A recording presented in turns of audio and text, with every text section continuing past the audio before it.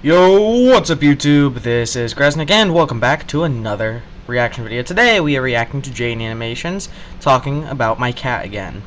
I'm excited to get more stories about Tostada. I actually recently just got a new foster cat that I might post a photo or two of on the posts. Or even a short maybe, who knows. But, as always, like and subscribe to Jaidenanimations and myself. Comment down below anything you want me to react to, or you can join my Discord, Gresnick Studios, which you can find a link to in my channel description. You can post memes and stuff on there if you want, but let's get into the video. I was really surprised with how many people enjoyed hearing about Tostada. It's a cat. Like, there were a lot. So it's about time I tell more stories, because she's somehow gotten even more creaturous since the last video. How? Tostada... The creature. We can say she's gotten very needy, as well as very comfortable with using her voice. There's been plenty of times where I'll be working in silence until she waltzes into the room and disturbs the peace by meowing and yelling to beg for attention. I always give in whether I have the time or not, but it's unintentionally taught her that if she just gets louder and louder, eventually she can get her scratches. By being kind, I've created a very pathetic and loud cat. Sometimes Tostada will walk into the other room, get confused that no one is around, and start echolocating for help until I shout for her, to which she prances happily into the room as if she wasn't just distraught. I don't know if she does this because she actually is lost, or she just wants to hear me call for her, but it happens multiple times a night. Once Tostada was downstairs and howling for me to call her, so I walked out to the area above the stairs where she could see me, but something must have not connected right in her little brain, because instead of going up the stairs that she goes up and down every day, I watched her blank little eyes glaze over, trying to compute what to do. Mom's up there. Tostada's down here. Tostada wants to go up to Mom. Walking forward doesn't go up.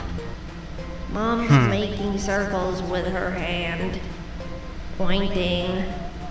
Don't understand. Tostada wants to go to Mom.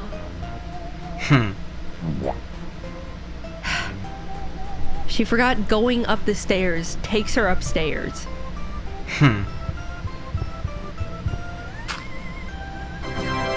If she really needs my attention and howling non-stop hasn't worked, Tostada started pawing at me. She's really not all that coordinated, so I'll be doing something and suddenly feel the shakiest little paw on my arm. One morning I woke up to a shaky paw on my face, so guess how I wake up every single day now.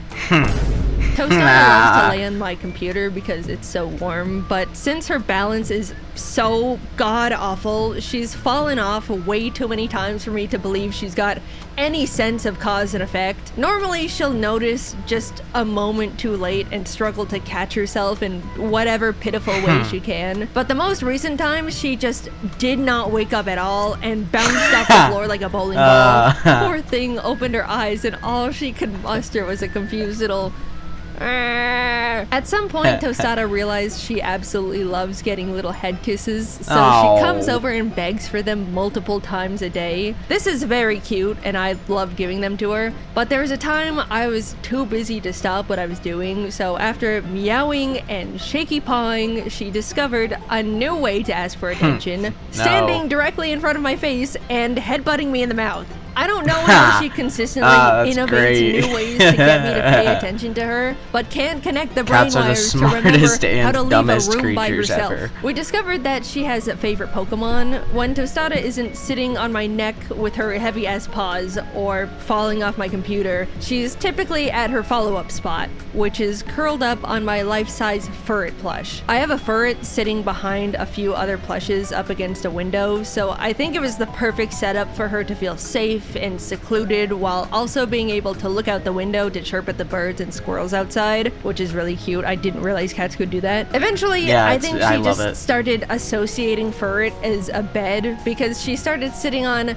another Furret plush I own. Tostada loves fur a lot. It's her favorite and it's adorable. So one of her favorite things to do is sniff. I know it's a common cat thing, but Tostada outsniffs the other cats combined by an insane margin. Must smell and all for the really smells. no reason other than it brings her joy. I've walked around our home with Tostada held up as high as I can get her so she can explore all the scents she's too small to experience. I can tell she enjoys it because she purrs real loud the whole time in between inhales. And I've somehow taught her the command wanna sniff. I'll say it while stretching out something new and she happily prances over to take giant whiffs for a little too long. Tostada particularly enjoys sniffing freshly sipped water bottles. I'll take a swig and somehow she spawns next to me with her peepers, knowing I know what she wants. Water. I swear I don't have bad breath though. Don't spin it in that direction. My breath is fine and minty and fresh. It's the cat that's abnormal. There's Jaden only cat one snow scent grave. she despises, and that's orange juice. Apparently, cats have a natural aversion to citrus in general, but it feels like it hits Tostada harder than average because she makes the most upset, betrayed face before running out of the room. that's Despite knowing the great. scent of orange juice and knowing she doesn't like it, she still comes over and begs to take a whiff every time orange juice is in the cup because she's completely blinded by her love of sniffing water. The result is always the same. It's like watching her be prisoner to her own mind. But one fateful day, Jacob and I witnessed Tostada encountering something even more potent and evil than orange juice. Oh, no. We were cleaning up the kitchen from hanging out with some friends the night before. Tostada jumped onto the counter and spotted something she's never seen before. An open bottle of alcoholic margarita mix. Before we could even warn her, she hopped on over, took a sniff of the opening, and I crossed my heart, I'm not exaggerating, did a backflip in revulsion. Part of me felt like I failed as a cat parent to protect this innocent thing from the horrors of what that's true great. stench could look like. Yeah, and the other no. part of me was just laughing on the floor. It was so funny. You guys already know Tostada Duality is of super the cat paranoid parent. with noises. There's not a single sound she doesn't think means instant threat. But I should mention there's an asterisk because for some reason any noise I make is completely fine. Jacob scoots the chair a bit, deer in headlights. I open mouth sneeze in her face.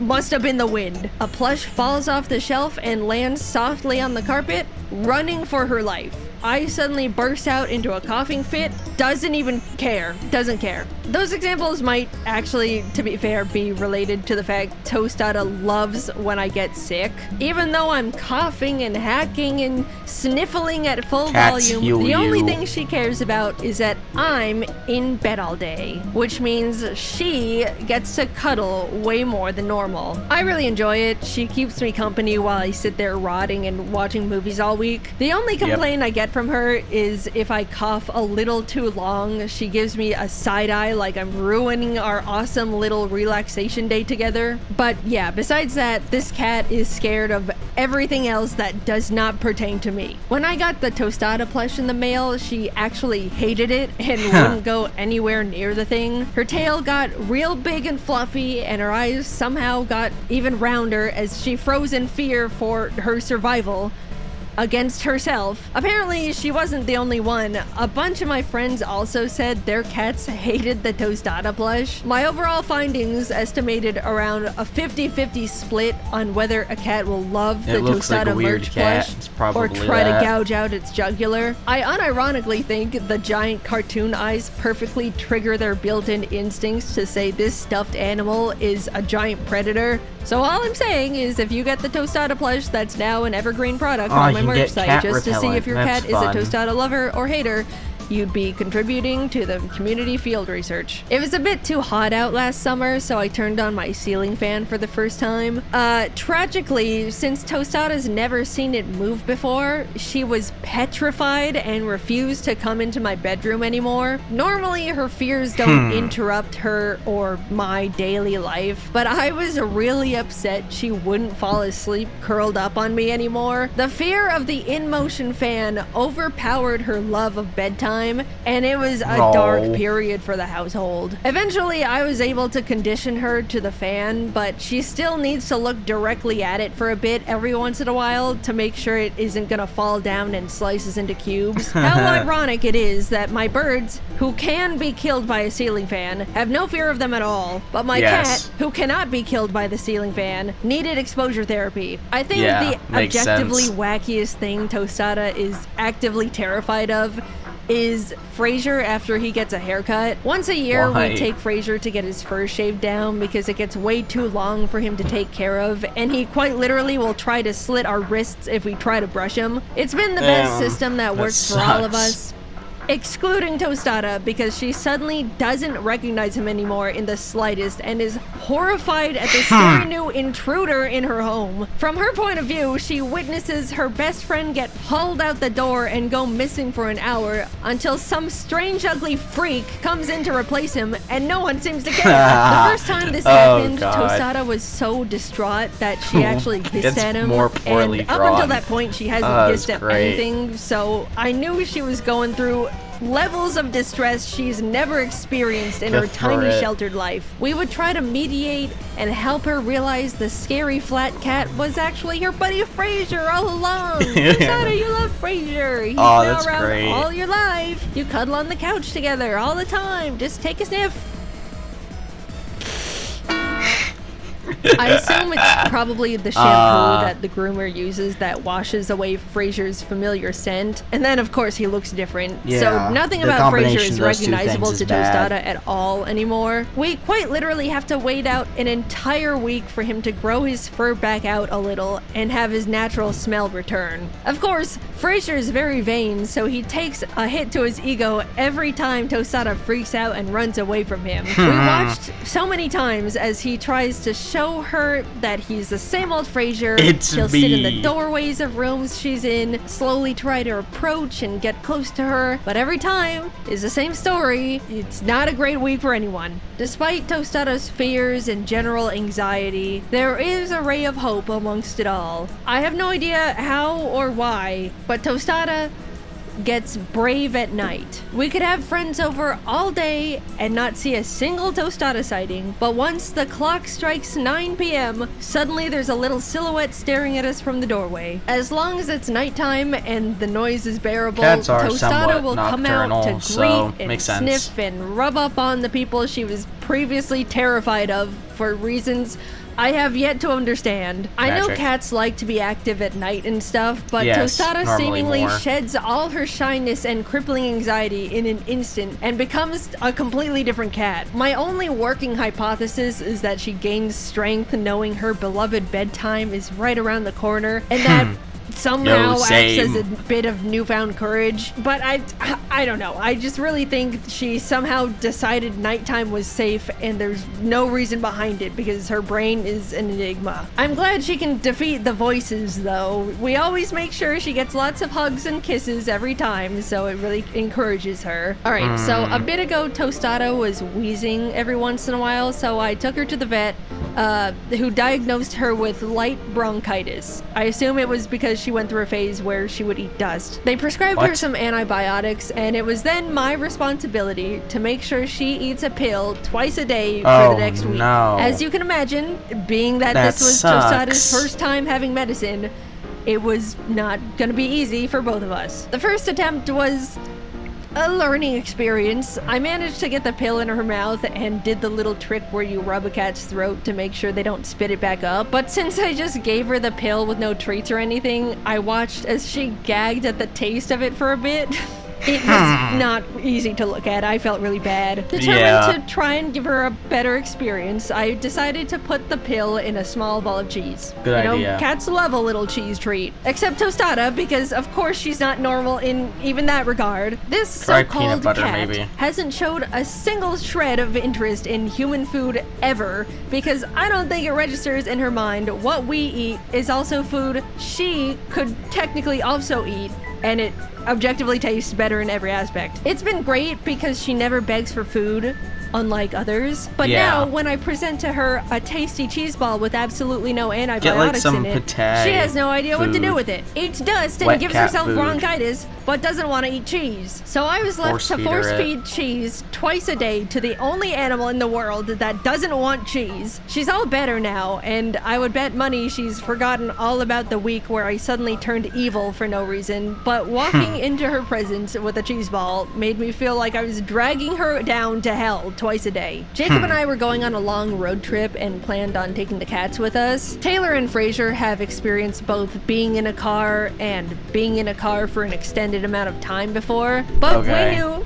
poor Tostada was be a gonna struggle. creature. The main question was, how upset was she gonna be? Tostada is a homebody. She has no desire to ever leave the house, does not want to experience Yo, anything new, same. hates Yo, anything that has to same. do with outside. If it Yo, were same. up to her, every day would be the exact same, everything would be controlled Yo, and same. predictable, zero adventure at all, forever and ever, because she has no concept of time and death. We knew ripping her away from her Yo, same. beloved home just for a bit to sit in a loud, scary vehicle that carries her further and further away from the world she's so attached to would be not her preferred way to spend the day. We packed up the cats in their carriers and didn't even That's get fun. fully out the door until Tostada let out the loudest howl I believe a cat can physically make.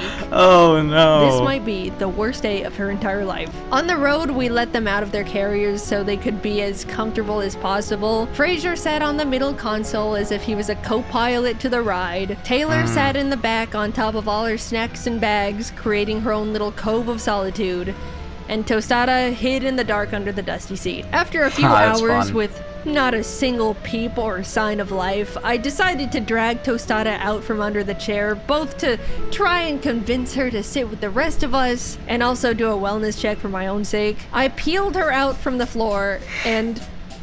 oh my god, are you crying? Tostada's humongous eyes were wet and Oh, glossed no. over, and she had a Ah. single tear running down her cheek. This poor thing was so heartbroken over the car ride. She was defying her biology and crying tears of sorrow. This absolutely was Cats the can worst day of cry, Tostada's it's just life. not She will common. never be able to understand how lucky she is that the worst thing to ever happen to her is a ride in the car. After a while, she did start emerging to look out the window and wander a bit before going back under for a few more hours. Maybe she was just checking if she'd somehow been magically teleported back home before To slinking her back fur under the plush. chair to wallow. But at least she wasn't crying alone on the floor anymore. The sun started setting and the day Kitty, was fading no. away as we drove No, onwards. Kitty, you can't until... stand on my computer. Hi, Tostada. What's got you climbing around and exploring? Oh my god, she's brave at night, even in the car. I Oh, just do no. not know what comes over Tostada at night. At this point, I don't think there's a single thing she'll back down from as long as the moon and stars are out. She was Nah. hopping around to all the windows, even though she couldn't see anything because it was all She's a good pitch kitty. black now. Happily cat. climbed over to the passenger seat to sniff around, started meowing and chatting up a storm, kept trying to weasel her way into my lap to take a closer look at the gas pedal. No. Despite me knowing everything about this cat, every habit, every trait, every quirk, downloaded and forever locked into my mind, I just don't understand The creature. How is she her own being? She has her own little consciousness in that smaller than average skull of hers that makes Smaller her than live her average own is life funny. and makes her own decisions, Herb. even though they're Mean bird. very dumb. She shares the same world I do, and yet she digests it so differently. How can a Slow creature like blink. her even exist? And how did I The get creature. so fortunate to be the one that has her? Tostada experiences so many pointless fears and harmless anxieties that are gonna stick with her until her final days, but her unwavering happiness and joy pierces through all of it effortlessly. And it makes me so proud knowing I'm the one that's giving her this perfect little life. Every day I think about how lucky I am to have the perfect cat made for me. No one else could possibly understand and treasure her more. Tostada was simply meant to be mine, and we make each other so happy.